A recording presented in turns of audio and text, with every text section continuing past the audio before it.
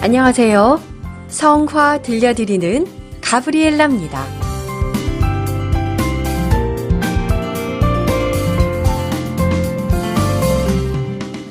2월 5일은 성녀 아가타 동정 순교자 기념일입니다. 오늘 주기를 맞는 분들께 주길 인사드립니다. 주길 축하드려요. 하느님의 은총이 늘 함께 하시기를 빕니다. 오늘 소개할 작품은 베네치아 화파의 거장 파올로 베로네세가 1566년에 그린 감옥으로 성녀 아가타를 찾아온 성 베드로입니다. 이 작품은 무라노 섬 산타마리아 델리 안젤리 수도원의 사제인 프란체스코 넬리 알베리의 의뢰로 제작됐으며 처음에는 수도원 옆에 있던 그의 개인 경당에 있었습니다. 1667년 이 작품은 인근 산타마리아 델리 안젤리 교회로 옮겨졌어요. 아마도 그 무렵 화려한 금박으로 장식된 웅장한 나무 액자가 만들어졌던 것 같아요. 19세기 초 나폴레옹 시대 때 이곳은 프랑스 지배를 받았는데요.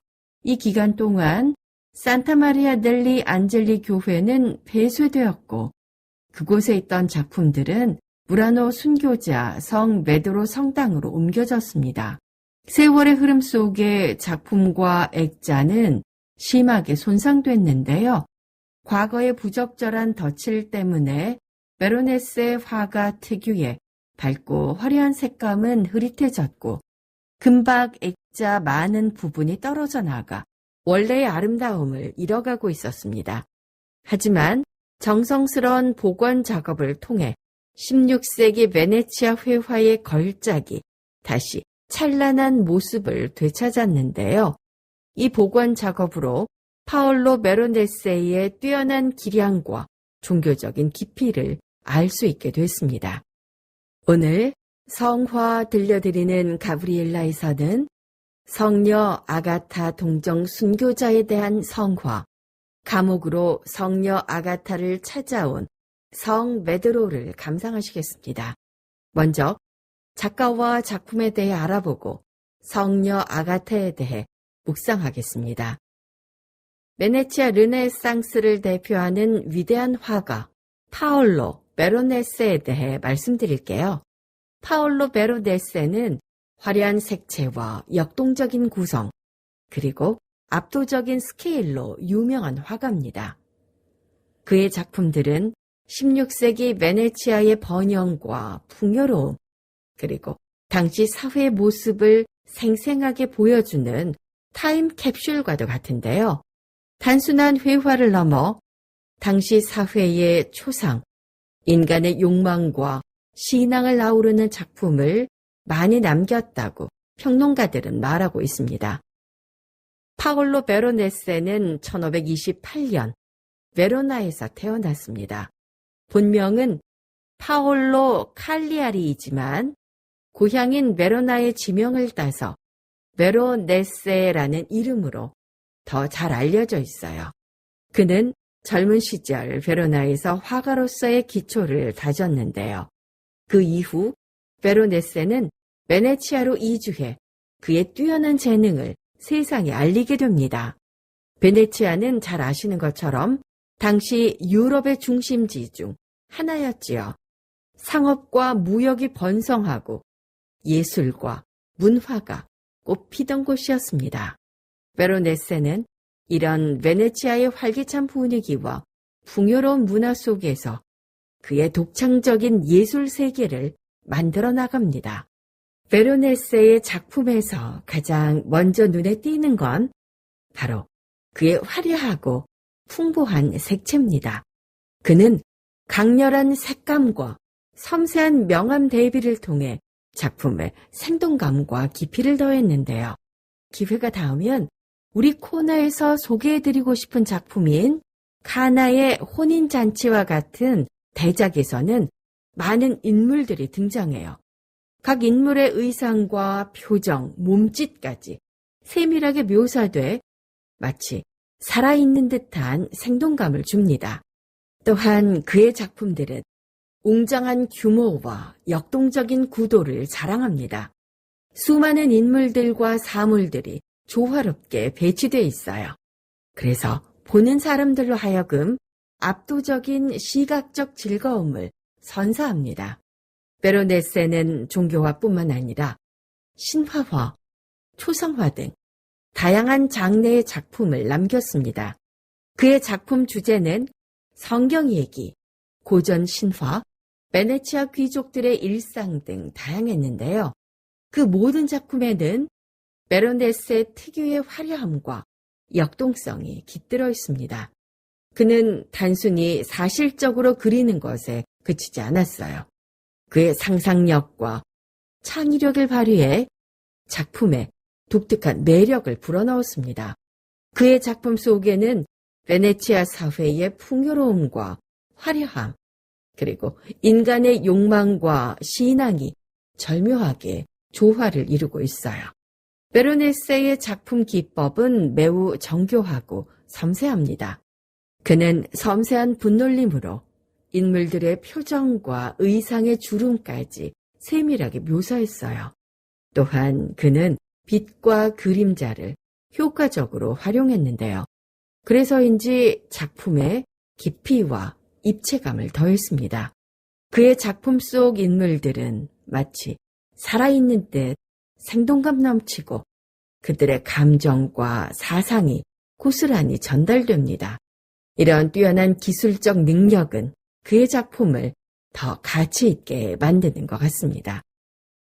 파올로 베로네세는 단순한 화가를 넘어 16세기 베네치아 사회의 모습을 보여주는 거울과 같은 존재였습니다. 그의 작품들은 오늘날에도 여전히 많은 사람들에게 영감을 주고 있으며 그의 예술 세계는 영원히 기억될 것입니다. 이제 감옥으로 성녀 아가타를 찾아온 성 베드로를 들여다볼게요. 이 작품은 어두운 감옥이라는 극적인 배경 속에서 성녀 아가타와 성 베드로의 만남을 강렬하게 묘사하고 있습니다. 젊고 아름다운 성녀 아가타는 감옥에 갇혀 있음에도 고결하고 굳건한 신념을 잃지 않은 모습입니다. 그녀의 얼굴에는 고통과 절망보다는 오히려 평온함과 굳은 결의가 엿보입니다. 이는 그녀의 깊은 신앙심과 순교를 향한 결연한 의지를 보여주는 것입니다. 반면 성 베드로는 성녀 아가타의 고난을 깊이 동정하며 그녀에게 위로와 힘을 주는 모습입니다. 그의 표정에는 연민과 경외심이 함께 묻어나 있습니다. 자세히 살펴보면 성녀 아가타의 손에는 고문의 흔적이 남아 있습니다. 이는 그녀가 겪었던 극심한 고통을 암시하는 것입니다. 하지만 그녀는 그 고통에도 굴하지 않고 꿋꿋하게 신앙을 지켜냈습니다. 이런 성녀 아가타의 모습은 당시 교회 박해의 고난을 상징적으로 보여주는 것이기도 합니다. 베로네세는 성녀 아가타의 손을 섬세하게 묘사함으로써 그녀의 고통과 신앙심을 동시에 강조하고 있습니다. 베로네세는 이 작품에서 빛과 그림자의 대비를 효과적으로 활용하고 있습니다. 어두운 감옥 속에서 성녀 아가타의 밝은 옷은 더욱 돋보여요. 이것은 그녀의 순수함과 신성함을 강조합니다. 이는 어둠 속에서 빛나는 믿음의 힘을 상징적으로 보여주는 것입니다.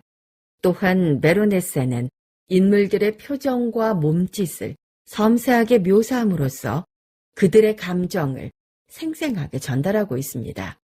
그림을 보는 사람들로 하여금 마치 그 자리에 있는 듯한 착각에 빠져들게 합니다.